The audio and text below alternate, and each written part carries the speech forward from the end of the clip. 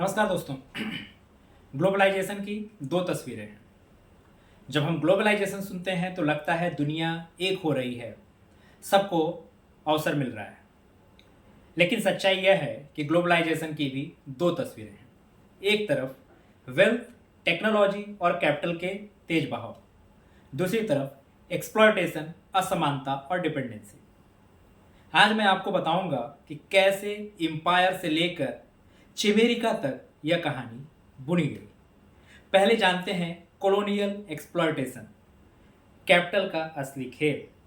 19वीं सदी में यूरोप और नॉर्थ अमेरिका ने अपने सरप्लस कैपिटल को एशिया, अफ्रीका और लैटिन अमेरिका में लगाया। ये सिर्फ इन्वेस्टमेंट नहीं था, ये कॉलोनियल एक्सप्लॉयटेशन का मॉडर्न रूप था। चीप लेबर, रॉ मटेरियल और कैप्टिव मार्केट्स, इन तीनों ने वेस्ट को ग्रोथ दी।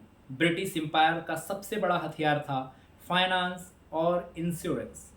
लंदन के फाइनेंशियल मार्केट्स ने कॉलोनीज के रिसोर्सेज को ग्लोबल इकोनॉमी में खींच लिया। चाइना का एग्जाम्पल सबसे शॉकिंग है।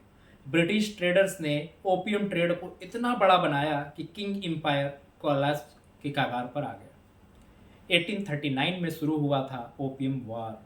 सिर्फ ड्रग्स का नहीं बल्कि फाइनेंस का वार था।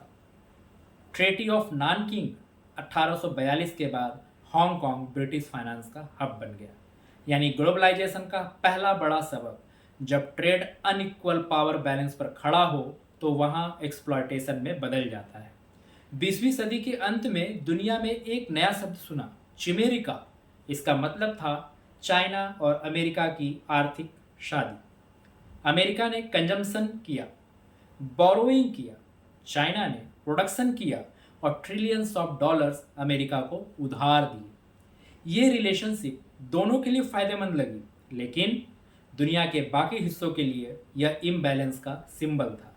Made in China and financed by America, यही चिमेरिका का फॉर्मूला था। 1997 का एशियन क्राइसिस याद कीजिए। कहा गया था कि इमर्जिंग मार्केट्स ज़्यादा रिस्क में है, लेकिन असल बात यह थी कि ग्लोबल कैपिटल फ्लोज इतने तेज और वोलेटाइल हो चुके थे कि कोई भी इकोनॉमी अचानक कोलैप्स कर सकती थी। थाईलैंड, इंडोनेशिया, साउथ कोरिया, सब ने इसका दर्द झेला। यही वो पल था जिसने दुनिया को दिखाया कि ग्लोबल फाइनेंस का धक्का लोकल इकोनॉमी को मिनटों में गिरा सकता है। 2008 में जब वॉल स्ट्रीट हिला तो उसकी गूंज बीजिंग और शंघाई तक सुनाई दी। चाइना ने महसूस किया कि अगर अमेरिका स्नीज करता है तो चाइना को भी फीवर हो सकता है।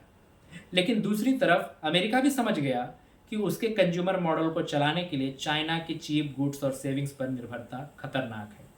यानी चिमेरिका पार्टनरशिप ने ग्रोथ दी लेकिन स्टेबिलिटी छीन ली।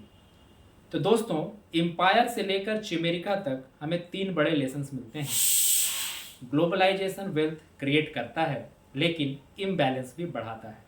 फाइनेंस पावरफुल है, ये एम्पायर भी बना सकता है और कोलैप्स भी कर सकता है। और किसी भी अनइक्वल रिलेशनशिप, चाहे एम्पायर हो, कॉलोनी हो या अमेरिका और चाइना की, का अंत हमेशा इनस्टेबिलिटी में होता है।